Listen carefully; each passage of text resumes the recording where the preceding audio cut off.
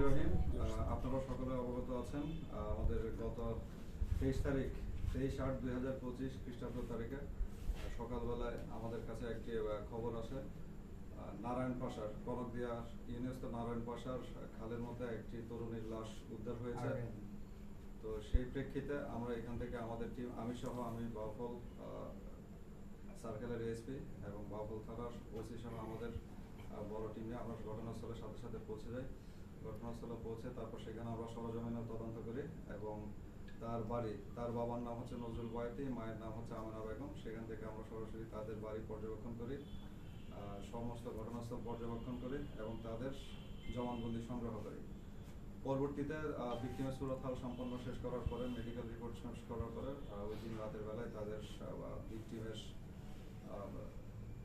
কবরস্থ দেওয়া হয়, সৎকার কাজ শেষ করা হয়। পরবর্তীতে ভিকটিমের কবরস্থ দেওয়ার পর ভিকটিমের বাবা বাদী হয়ে অস্ত্র থানায় একটি মামলা করেন। মামলা শুরু থেকে আমাদের বরিশাল রেঞ্জের ডিআইজি মহোদয় এবং আমাদের পটুয়াখালী জেলার পুলিশ সুপার স্যার শুরু থেকে আমাদের সাথে আমাদের সার্বক্ষণিক যোগাযোগ করে এবং আমাদেরকে দিক নির্দেশনা প্রদান করেন। তাদের দিক নির্দেশনায় এবং আমরা আমাদের নিবিড় তদন্ত চলমান রাখি এবং আমরা যে ঘটনাস্থলে গিয়ে দেখতে পাই তারা যেসব বক্তব্য দিয়েছে সেখানে আমরা কিছু শুরুতেই অসঙ্গতি দেখতে পাই।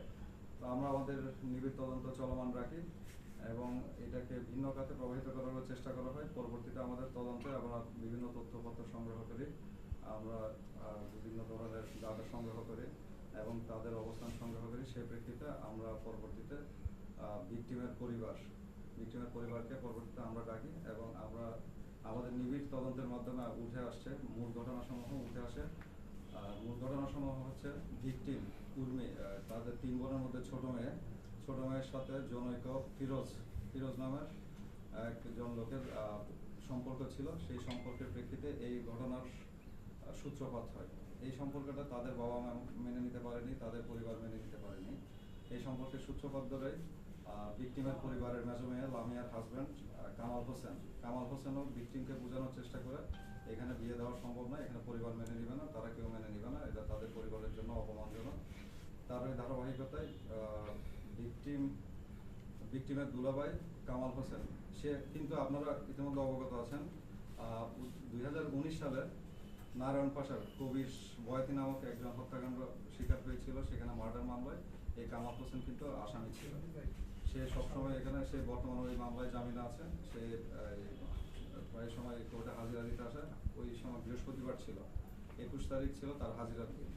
তো বুধবার দিন তারা এসেছিল ঢাকা থেকে, আর বুধবার দিন তারা এখানে অবস্থান করে রাতের বেলা নারায়ণ পাশে অবস্থান করে। পরবর্তীতে বৃহস্পতিবার কোর্টে হাজিরা দিয়ে এসে রাতের বেলা অবস্থান করে। বুধবার এবং বৃহস্পতিবার রাতের বেলা 2 দিনেই কামাল হোসেন সহ তাদের পরিবারের সকল সদস্য ভিকটিমকে বোঝানোর চেষ্টা করে তোমরা এই সম্পর্ক তাদের পরিবার মেনে দিবে না, তোমার অন্য কোথাও তোমাদের জন্য আমি ভালো ছেলে ঠিক করে দেওয়া। তো ভিকটিম কিছুতেই এই ধরনের তাদের যে প্রস্তাব দিয়েছে সেই প্রস্তাবের সাথে একমত হয়নি এবং তাদের মধ্যে তর্ক বিতর্ক চলত। তো এক পর্যায়ে তর্ক বিতর্ক চলার এক পর্যায়ে বৃহস্পতিবার রাতে সেখানে কামাল হোসেন উপস্থিত ছিল, ভিকটিমের বাবা নজরুল বয়াতি, ভিকটিমের মা আমেনা বেগম এবং ভিকটিমের 2 বোন, তারা সহ উপস্থিত ছিল। বোঝানোর এক পর্যায়ে তারা ক্ষিপ্ত হয়ে ভিকটিমকে মারধর শুরু করে। ভিকটিমকে মারধরের এক পর্যায়ে মারধর শুরু করা হচ্ছে ভিকটিমের মা ছিল, ভিকটিমের বাবা ছিল এবং ভিকটিমের দুলাভাই কামাল হোসেন ছিল। তারা 3 জনে মারধরের এক সময় ভিকটিম মারা যায়। 3 জনের ক্রমাগত আক্রমণের ক্ষেত্রে ভিকটিম সেখানে জ্ঞান হারায় এবং মারা যায়। পরবর্তীতে তারা এই লাশ গুম করার জন্য, সেটা হচ্ছে আনুমানিক রাতের দিকে 12:30 থেকে 1টার সময়, বৃহস্পতিবার দিবাগত রাত, শুক্রবারে 22 তারিখ রাত 12টা থেকে 1টার মধ্যে এই ঘটনা সংঘটিত হয়। পরবর্তীতে এই লাশ কী করবে, তারা 3 জনে মিলে, ভিকটিমের বাবা, ভিকটিমের মা এবং ভিকটিমের দুলাভাই মিলে তারা তাদের ওখান থেকে প্রায় 1 কিলোমিটার উপরে দূরবর্তী খালে এসে ফেলে দিয়ে যায় লাশ। পরবর্তীতে এটা হচ্ছে বৃহস্পতিবার রাতের ঘটনা, 21 তারিখ দিবাগত রাত। আর 23 তারিখ সকালে এই লাশটি উদ্ধার হয়। লাশটি উদ্ধারের পরে আমরা আমাদের তদন্ত কার্যক্রম চলমান রাখি। তদন্ত কার্যক্রমে যাকে কী করেছে সব কিছু উঠে এসেছে এবং তাদের জবানবন্দির মাধ্যমে এই ঘটনা সুরাহা হয়, এই ঘটনা উদ্ঘাটন করতে সক্ষম হয়। আর আমাদের রেঞ্জ ডিআইজি স্যার সার্বক্ষণিকভাবে আমাদের সাথে যোগাযোগ রেখেছে এই ব্যাপারে। তিনি সার্বক্ষণিক আমাদেরকে দিক নির্দেশনা দিয়েছেন। আমাদের এসপি স্যারও আমাদেরকে এই ব্যাপারে সার্বক্ষণিক সহযোগিতা করেছেন।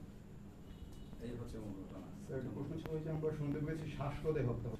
শ্বাসরোধে হত্যা এটা এখনো মানে প্রতীয়মান হয় প্রাথমিক তদন্তে শ্বাসরোধে হত্যা হয়েছে, কিন্তু এটার জন্য আমাদের এখনো মেডিকেল রিপোর্টের জন্য অপেক্ষা করতে হবে। কিভাবে কোন প্রেক্ষিতে মারা গেছে সেজন্য আমাদের মেডিকেল রিপোর্টটি প্রয়োজন। মামলা কি হয়েছে? দুজনের বিরুদ্ধে মামলা হয়েছে? মামলা হচ্ছে অজ্ঞাতনামা। বাদী হয়েছে কে?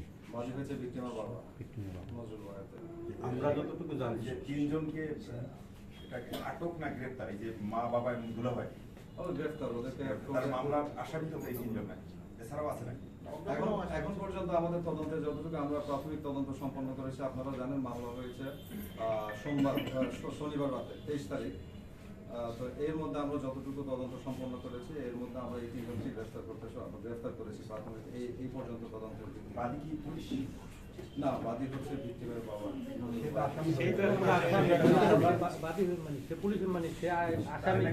গ্রেপ্তার দেখানো হয়েছে তো বিষয়টা তাহলে এই যে ওই একটা প্রথম অজ্ঞাতনায় মামলা হয়, তদন্তে আপনি জড়িত পর গিয়ে করছেন, এই তো?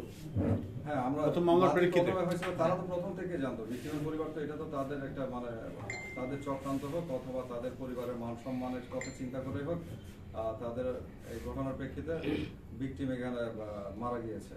তো সেই প্রেক্ষিতে তারা প্রথম থেকে তাদের ঘটনা গোপন করতে চেয়েছিল। এই গোপন করার প্রেক্ষিতে তারা নানান ধরনের কূটকৌশলের অবলম্বন করে তারা শুক্রবার দিন আমাদের এখানে এসেছিল। তারা একটা জিডি করার চেষ্টা করেছিল, কিন্তু জিডি করতে এসে তারা বেশিক্ষণ অপেক্ষা করেনি, সাথে সাথে চলে গেছিল। এই সবগুলো ছিল তাদের নাটকের ষড়যন্ত্রের অংশ। এই ষড়যন্ত্রের প্রক্রিয়া হিসেবে তারা মামলা করেছিল যাতে তারা ধরাছোঁয়ার বাইরে থাকে, সেই কারণে তারা মামলা করেছিল।